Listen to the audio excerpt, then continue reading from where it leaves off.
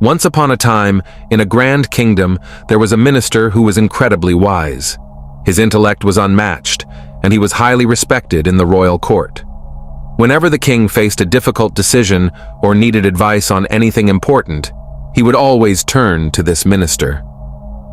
The minister was known for his sharp mind and ability to solve problems, big or small. In fact, it was said that the king never made a major decision without first consulting the minister. This made the other members of the court very jealous. They envied the minister's position and the trust the king placed in him. However, despite all the admiration he received, there was one thing that bothered the minister greatly: the king's opinion of his son. One day, while the minister was in the court, the king said to him, "You are an incredibly wise man, but your son, I must say, is quite foolish. He doesn't seem to understand anything, and he certainly lacks common sense." The words stung the minister deeply. He couldn't understand why the king would say such a thing about his son.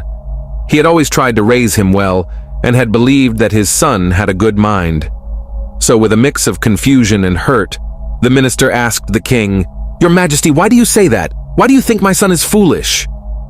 The king, who was sitting on his throne, looked at the minister and replied, "Every morning when I go to meet the people, I ask your son the same question: what is more valuable, gold or silver?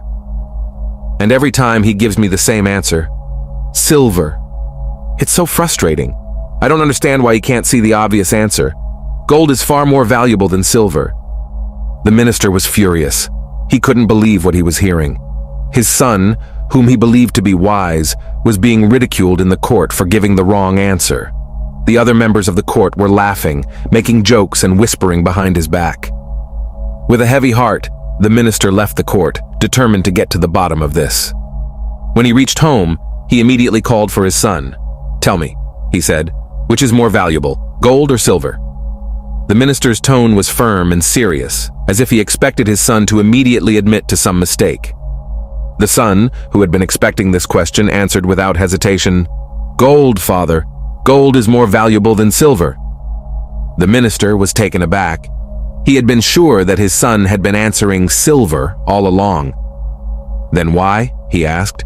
"Have you been telling the king every day that silver is more valuable? Why do you give him the wrong answer?" The son looked at his father and smiled, then calmly explained, "Father, every morning the king comes to the market to meet the people.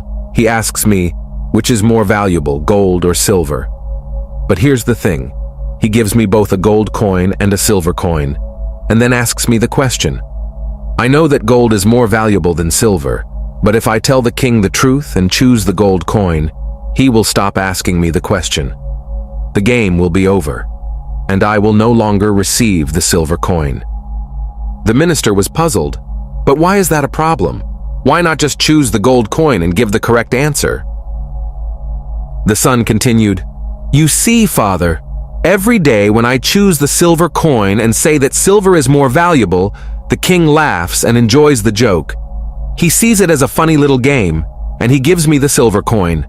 It's not about what is truly more valuable. It's about the reward I get. If I say what's right, I might get the gold coin once, but the king will stop asking me, and I will lose the daily silver coin. I want to keep getting the silver coin every day, so I play along with his little game." The minister stood there, stunned. He had been so focused on what was right and wrong that he hadn't stopped to think about the clever strategy his son was employing. His son wasn't foolish at all. In fact, he was being far wiser than the minister had given him credit for. The son understood that sometimes doing the wrong thing in the eyes of others was actually the smarter choice if it led to better rewards in the long run. As the minister realized this, he couldn't help but smile. He was proud of his son, and in that moment he understood that intelligence doesn't always look like we expect it to. The world might judge someone based on their actions or words, but true wisdom often comes from understanding the bigger picture, the consequences of your choices and the rewards they bring. What the minister learned that day was an important lesson. Sometimes being too focused on appearing right can actually cause you to miss the point. People often mistake quiet, subtle wisdom for foolishness simply because it doesn't fit into their idea of what intelligence should look like. The world is full of people who achieve great things without showing off their skills, while others make a big display of their knowledge without truly understanding what's important. It's easy to get caught up in what others think of us, but the key is knowing what is right for you. And sometimes that means taking a step back and choosing the best path, even if it's not immediately obvious to others. People may not always understand your actions, but if you are confident in your decisions, that's all that matters. So friends, remember this. Just because others think you're foolish, or just because you're not doing what others expect, doesn't mean you're wrong. In fact, you might be the wisest person in the room. It's not about what people think. It's about what you know to be true and how that shapes your life. Thank you so much for joining me in this story today. If you enjoyed it and learned something valuable, please like this video, share it with others, and don't forget to subscribe to hear more stories just like this one. I'll see you again soon with another inspiring tale. Until then, be grateful, be patient, and keep moving forward in your life, no matter what others say.